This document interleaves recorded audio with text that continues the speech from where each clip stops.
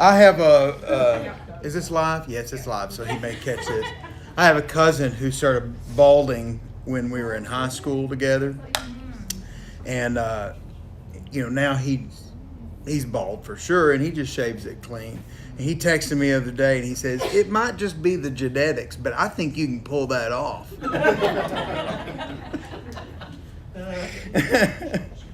Anything to make him feel better, I'm sure is what it is. All right. I feel like we hadn't been in here. I hadn't been in here in a long time. Last week was Vacation Bible School, so that obviously meant we weren't in this class. The week before that, I was speaking at Harrison Street for their summer series, and Jesse filled in for me then. And I know he covered the topic of baptism and one other one. Do you remember what it was? You told me yesterday. Now I can't remember. Oh, about if you should go to the doctor. Oh, yeah, that's right. Yeah, you should you go to the doctor for medicinal help, Yeah. or just depend upon the faith that you have in God to heal you. Yeah. Yeah. Then we covered another one about forgiveness. Is it forgiveness? Was it before the partaking of the Lord's Supper, or was it okay? Asking for forgiveness at the end of every single day. Yeah, that's a good one. I kind of wish that I would have taught that one. That thought of, oh my goodness. It's literally not slept all day until you were 5 minutes from here. Yeah, So. man. Would you hold me next? Anyway, that discussion of asking forgiveness every single day right before you go to sleep, because what if you were to die in your sleep without doing that? Do you go to hell? That is a question actually I've had in my mind. I remember as a kid thinking that, every day I better say my prayer. Well, don't we tell the kids every day, say your prayers before you go to sleep, say your prayers. And so we may ingrain that in our minds about that.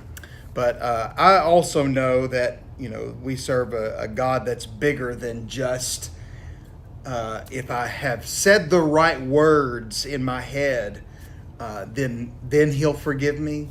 It sounds ridiculous. And the whole idea is, well, what if you were in bed, you worked all day, and you get into bed and you're saying your prayers and you fall asleep in the middle of your prayers and you didn't actually say, Lord, forgive me, and you died that night, would you go to heaven? Well, that's questions that people ask. And I know that even though people may ask those questions, it doesn't hurt for us to entertain them for just a moment as well. Okay, so now that summer is, I feel like once August hits, summer feels like it's coming to a close. Does everybody feel that way? Yes. Really? Okay, good. I feel that way because I know that my kids will start back at school in just a few weeks, and it just, get people going back to work.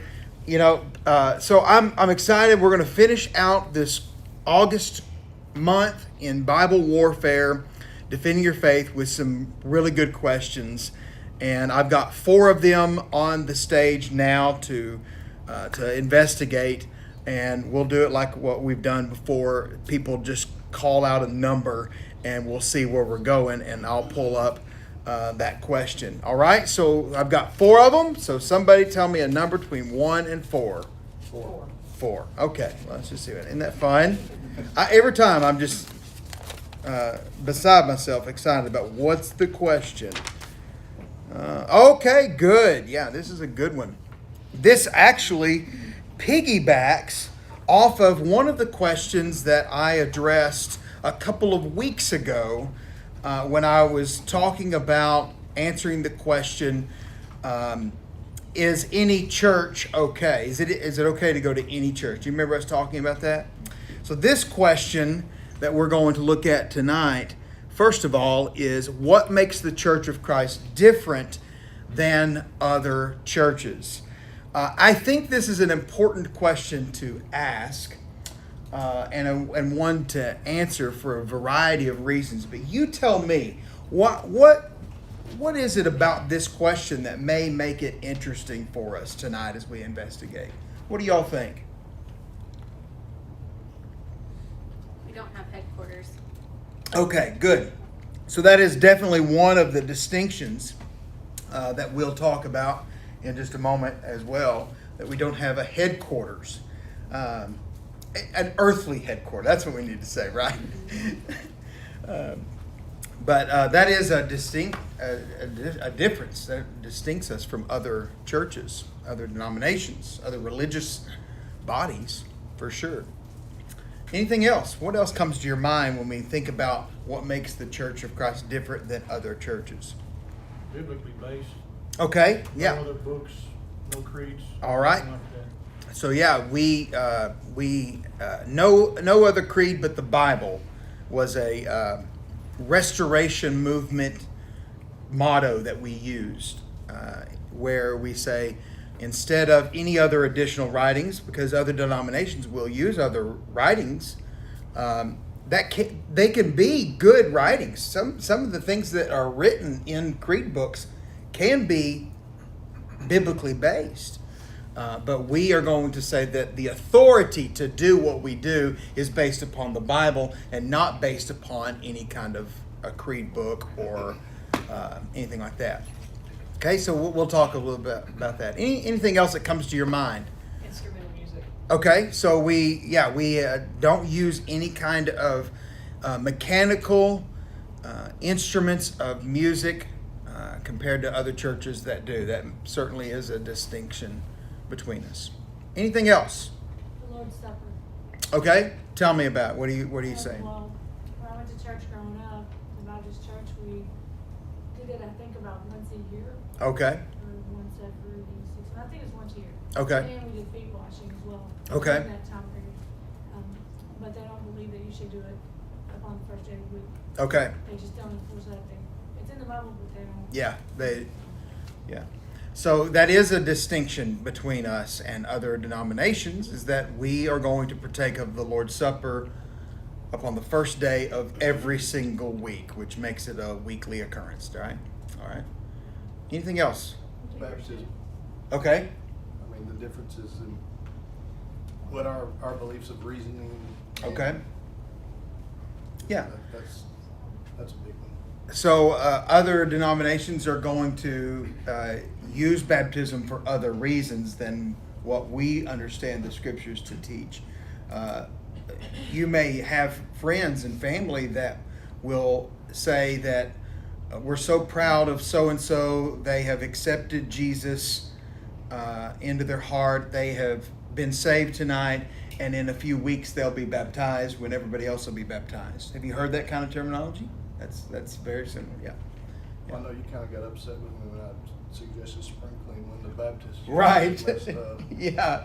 If the baptistry is messed up here, we're going to just take them down to the White River, is what we'll do. And what we call ourselves. Okay, so our name is very, very, very. You ask the Baptists what religions you are, they say they're Baptists. Right. Yeah. That is- So our name is, we would say our name is biblically based. It's found in the scriptures, and there's reasons of why we name ourselves that way. But another denomination like, I hate to call people out, but I'm just going to have to say it. But like the Lutherans, their name, they're a part of the Lutheran denomination, and they call themselves Lutherans, which is the last name of Martin Luther, that kind of significantly distanced himself from the Catholic Church and split off from that, and that sect of those people took the name of him, of the Lutherans. That's very much a distinction between us and other denominations. We're not a denomination. Yeah, that's exactly right. We are. I've heard people say we're undenominational, And I've heard people say we're non-denominational. My mind doesn't really wrap around exactly the distinction between that. The idea is that we're not a division off of what Christianity is. The whole idea of a denomination is what? A divide, right? And we say that we're not going to be that. We're going to be what the New Testament church was in the first century is what we strive to be today. And not a sect off of somebody else. Okay? Yes, sir. It goes back to each congregation's autonomous. There's not a central headquarters. Like, Yeah. Like we got Methodists and Baptists, they have a central headquarters. Yeah, that's right.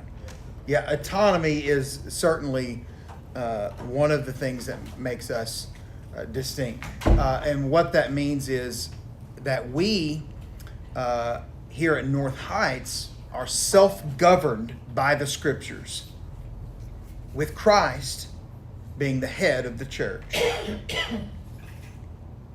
Does that sound that makes sense? Then I'm making sure I'm saying that very, very clearly.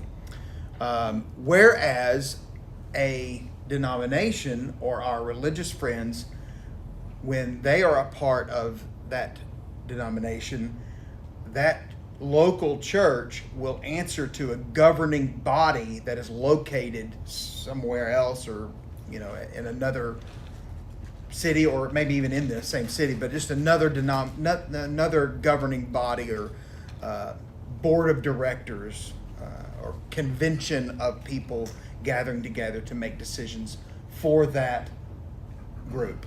Hey, Alex. Yes, ma'am. I believe it was Rob Whitaker, the evangelistic, the youth group went up there and did his evangelism program. Mhm. I believe it was him that said we're pre-denominational. That's a good way of looking at it. Because, Yeah, we are before there was ever denominations. I like that, pre-denominated. I'm going to start using that term just to see how people respond to that. Our leadership. I'm sorry, sir. Our leadership. Our leadership. Okay, so the way that we organize ourselves is different compared to other denominations. Very, very good stuff. We date back to the first century. So, like you said, they broke off. We're the oldest. We're the beginning of it. We're the same. Yes. So we're not changing over time. We're not like that. Right. That goes to the earthly headquarters. We're doing exactly the same. Yeah. Have you seen? I've seen churches. I think Harrison Street has a thing on their building that says established 33 AD or something like that. That's the idea behind that. Good thoughts. Okay, so we've talked a lot about that. I want to just briefly go over some of those things. I had my mother's been talking to somebody. She's actually setting up a Bible study with somebody, and I don't know who they are yet. I hadn't heard the name or anything like that, and I wouldn't just call out their name right here in front of everybody. But this person has attended a cowboy church. Everybody familiar with the cowboy church? And my mother always says, "What does that mean exactly, a cowboy church?" And the person told my mother, this is in the last month or so. I wrote this down so I get it exactly right. We do the same thing as you do, but we do it in an arena. And I thought it's humorous to me to think about, because they don't do it exactly the way that we do, and she's just not aware of the distinctions. But I thought that's funny, because these are real conversations that we have with people about what makes us different than they are, and so that's important to think about. So it's not a matter of just being different. We don't just want to be different. All religious organizations are different. What we really want to do is to be accurately understanding the teachings of Jesus as revealed in the New Testament. That's what we want to do. We don't just want to say, well, I don't want to do it like they do it, so we're just not going to. We want to conduct ourselves according to the Scriptures. If that's different than them, that's fine. There are some things that we're going to be very similar with other denominations. And just because they do it that way, we don't need to think we can't do it that way. That's an important thing to think about. I mean, just the idea of Sunday Bible classes, that was actually something that was started by denominations that wanted to teach their children. And so they would have an hour before worship to begin to teach children those simple Bible stories. And so if we would have taken the approach of saying, well, we don't want to be like them, we want to be different, I think we'd be missing something, don't you? I like Bible classes. I think what they do with that is a good thing. So you don't just always look at what a denomination does and say, I don't want to do it like that because that's the way they do it. We need to be thinking, let's just do things the way that the Scriptures reveal. What is it in the New Testament? So there are, I think we've mentioned most of these, but I'm just going to make sure that we're hitting. There's about 7 beliefs that are held by us as a church that really hold us to be different. And I think some of these have been mentioned. Chuck, you said, and I wrote it in my notes here, I just want to make sure I'm hitting all of these. The church holds the Bible to be the only way that God now communicates his will to man. The Bible. That's it. We have no other creed, nothing else. And so we hold the New Testament as the instructions and the doctrine by which we would obey God. All right, and then you mentioned baptism. So we hold, these are things that we hold together. We're not going to waver on these things at all. We hold that that water baptism is a condition of the sinner receiving God's forgiveness, Acts 2:38. If we want to be forgiven, then we're going to need to be baptized. One is not a Christian and not a saved person until one has had their sins washed away in baptism. All right, so then we hold that the Lord's Supper, Gina, you mentioned it. There you go. The Lord's Supper on the first day of the week, we partake of it. And so that's a part of it as well. We hold that singing, Marcy, you mentioned a cappella. Singing in the first century was a cappella style. That idea, a cappella, means as the church did, without any kind of instruments at all. And so we practice that same kind of thing today. We're going to address the instrumental music question later on before the close of this quarter.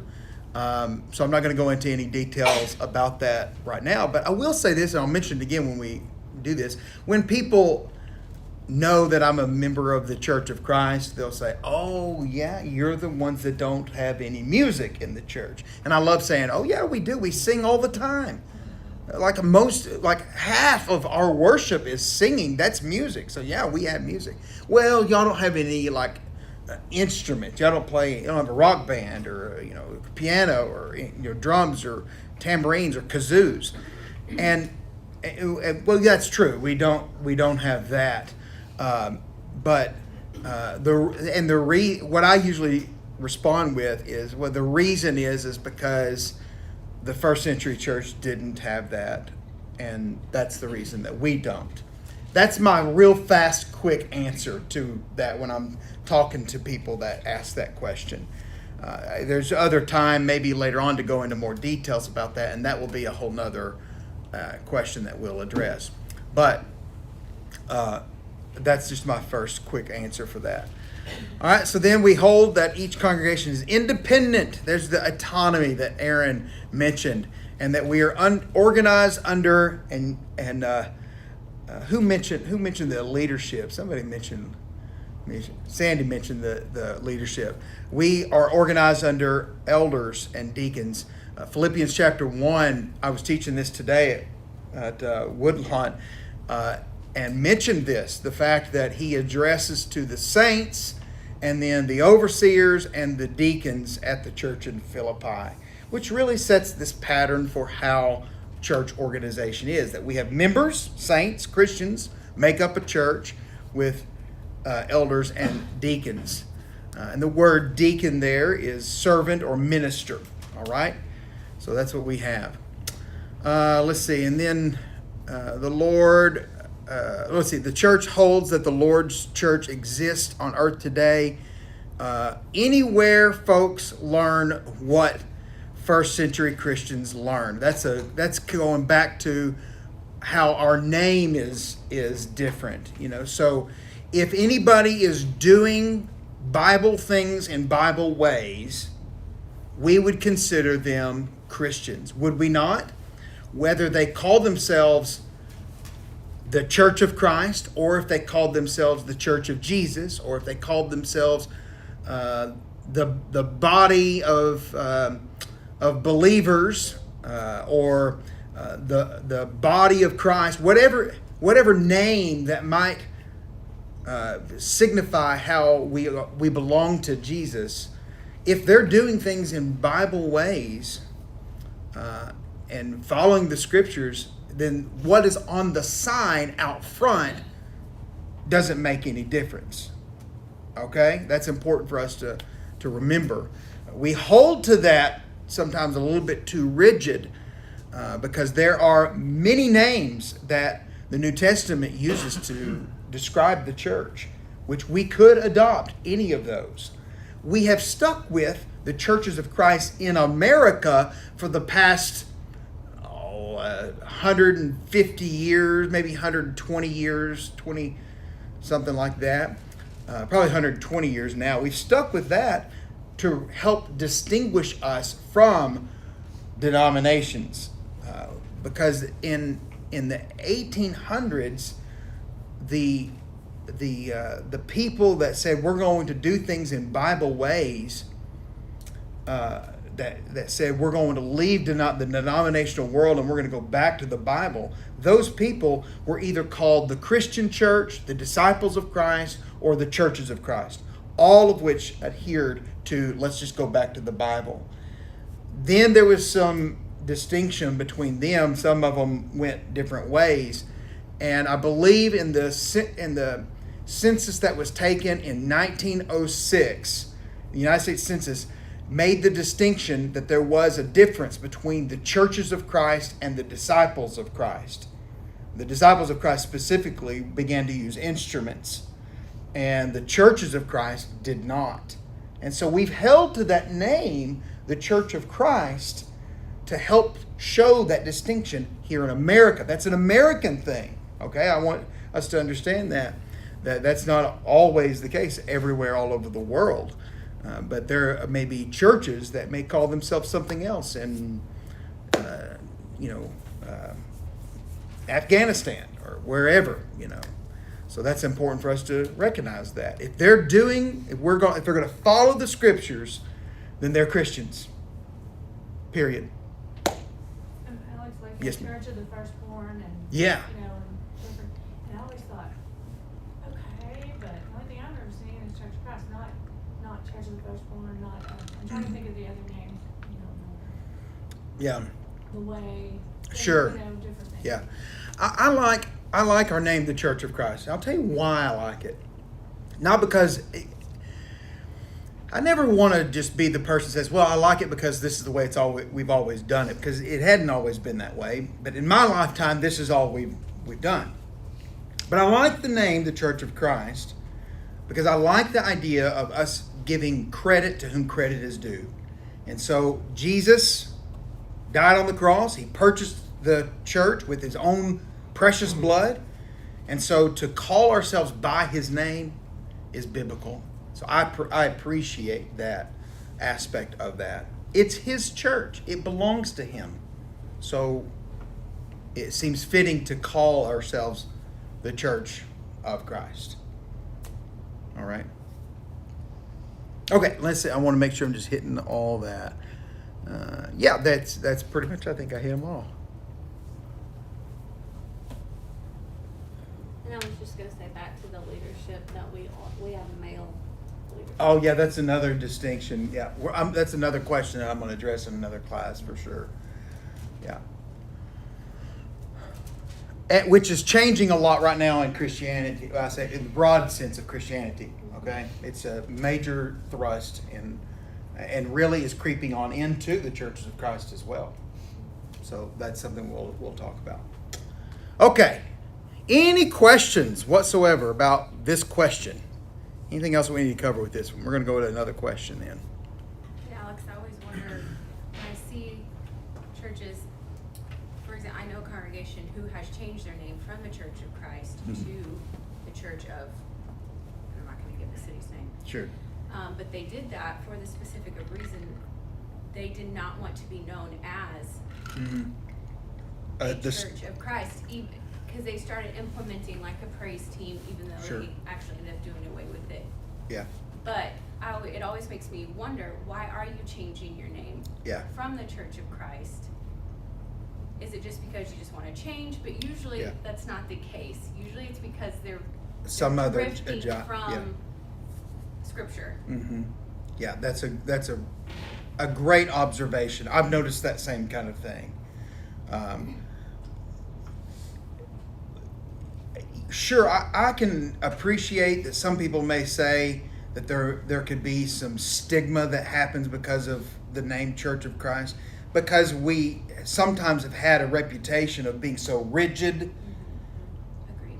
And so I get the idea of saying, well, we don't want to be associated with that kind of people, and so let's change our name to something else so that we're not that way. But that's, to me, it's, you've heard the phrase, that's just putting lipstick on a pig. You know, it's still a pig, whatever kind of lipstick it's got on.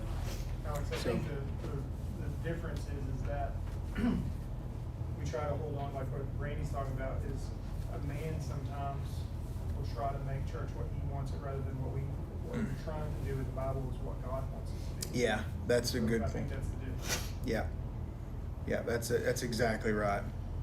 Well, it's a preference rather than a doctrine. Yeah.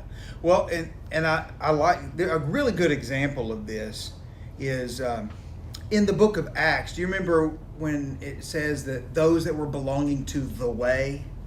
I love that terminology, that the way, you know.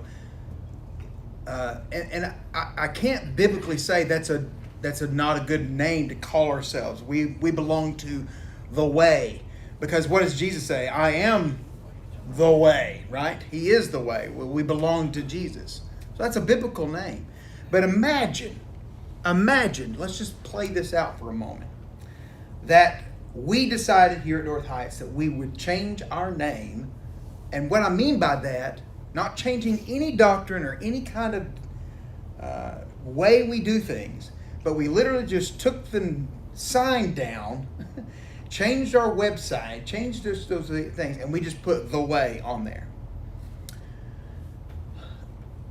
Number one thing I think would happen is that other churches of Christ that know us immediately would do like what Brandy is saying and associate us, thinking, are they trying to do something different than what the Scriptures teach?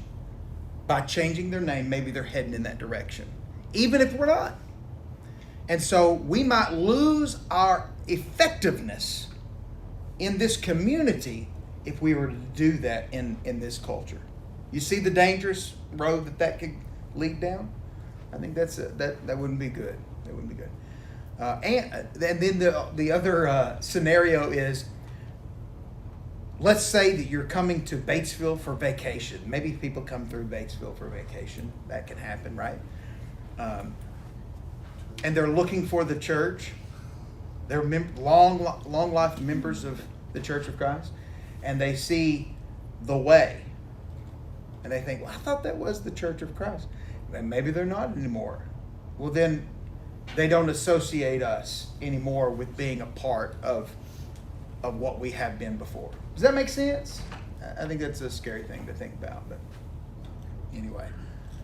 The Church of Christ, the name itself is so descriptive. I mean, it automatically registers with people Yeah. who you are, Sure it who does. you belong to. Yeah. Well, even our denominational friends, when you say I'm a member of the Church of Christ, they begin immediately to know some things about us. Some of them may be bad things. You know, that can happen. We used to, if you were a member of the Church of Christ and somebody knew it, they associated you as being somebody who really knew the Scriptures. You know the Bible. Whereas maybe some others don't, or not as studious as we have been in the past, which we need to get better about that. We need to get back to having that kind of reputation of people who know the book, right? Okay. All right, we have beat that dead horse, don't y'all think? It's fun. It's fun stuff to entertain, though, for sure, and just to talk through. Okay, somebody call out another number. 2. 2. Okay, let's see what happens. Did y'all both say it at the same time? Really? Twinsies. Sister minds? Yeah. Oh, okay. This is a fun one. All right, so this question is, in the Old Testament, did people really live hundreds of years old? So that's a really good question. So I'm sure you have, when you've studied the Old Testament, you've read through it, you're seeing people that are hundreds of years old. And people have always asked,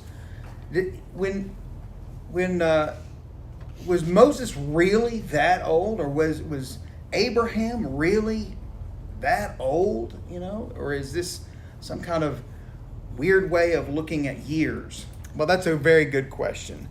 How could somebody be 400 years old? That just doesn't sound logical.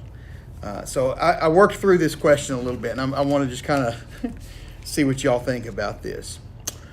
Really, the question is, does the word years in the Old Testament really mean the word years? That's the question.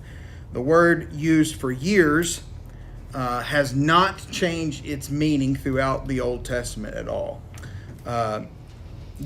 Given that Moses is ascribed to be the writer of Genesis, a year in his language would be the same as a year in the writings, in the things that he wrote about. Okay? So when he uses the word years or year, he means that. And even if you claim that like a year in the early part of Genesis meant like a season, some people may say, well, maybe a year is just like a period of time that's not necessarily so many months. It really wouldn't solve your problem of long ages or anything like that. For example, like the fellow in the Old Testament, Heliel, lived to be 895 years old. And so if you think, well, maybe the year is not necessarily a whole year. So if you were to divide this by 4, so maybe 12, what we think of as a year of 12 months is really just like 4 months. And that's how you do that. Well, even if you were to divide that by 4, that would still give you 224 years, which is outrageous to us in our minds. Still a very old age, right? So it doesn't work. Shelah in the Old Testament lived 433 years. And so if you divide that by 4, 108 years old. Well, that's maybe, reasonable, but he had a son at the age of 30 years. So if you're gonna take the 433 and divide it by 4, and you get 108, well, then you're going to have to do the same thing when the Bible mentions him being 30 years old, right? And having a son at the age of 7.5 or so, which biologically would not work. So it can't be years over here and in the same biblical text means something different somewhere else. It just wouldn't make sense like that. So a year, it means a year.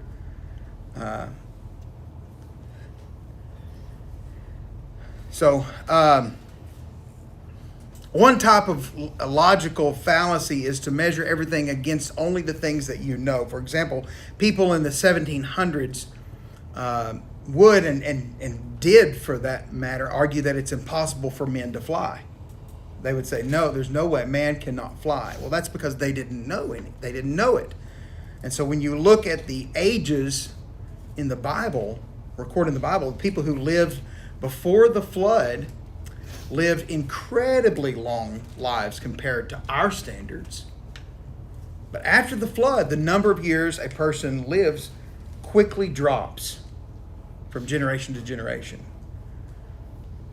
And that's pretty significant. By the time that you get to Jacob, we find that Pharaoh is amazed that he meets Jacob, and he's amazed that he's 130 years old.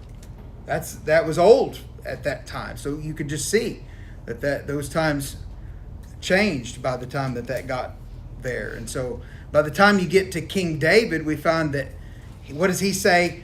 70 years and to 80 years is about typical of how long a person would live. David writes in Psalm 90 verse 10, "The days of our lives are 70 years, and if by reason of strength they are 80 years, yet their boast is only labor and sorrow, for it is soon cut off and we fly away." That's what David wrote. So the age of people significantly changed. And I think that the flood had something to do with that. It could be a genetic change for sure, the mutation of our genes. But given the widespread nature of the change over all the earth, it's more likely environmental change that prevents us from living as long as we perhaps did before the flood. Hey, Alex. Yes, ma'am. In Genesis 6, verse 3, it says, "Then the Lord said, My spirit will not contend with humans forever, Yeah. for they are mortal. Their days will be 120 years." Yeah. So is that God putting a cap on age then? Because that's before the flood, right? Because the flood. It's right after that. The flood is right after that. Yeah, directly right after that. You have to realize too, a lot of times when God uses a number, it's a range. It's not, he's not going to say no one's going to live 121 years. I don't know if anybody in our time frame has ever lived over that. I think I've seen in the news someone living 117 years before. That's pretty old. But I think that kind of helps see there's something, God is putting a cap on it at that moment. And I think the environmental changes that happen from the flood certainly is what causes that. I also think, this is just what I would talk. If I was talking to people and they were asking me this question, I also think that God allowed man to live such a long time before the flood to help populate the earth as long as it did. And that environmental change, there was no need for it anymore after that.